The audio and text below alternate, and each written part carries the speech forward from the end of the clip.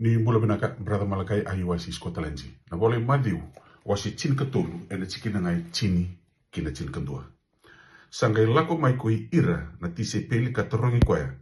O sa wosa tiku ngawe ira ena wosa baka tutuwa ta ena buku ni dhawa.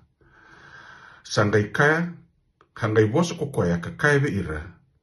Nisa solia we ke mundo kila na we ka wuni.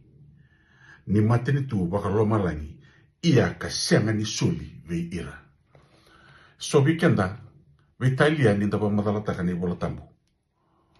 Wa vida, wa matata, wa rau sara, na keni mbalindina, me bakai tuku na yuri na profita na wasi, na boli I aisia na profita wasi, rosang bulka walu diwa kini chini, me ndaba madalataka wa matela lai vira.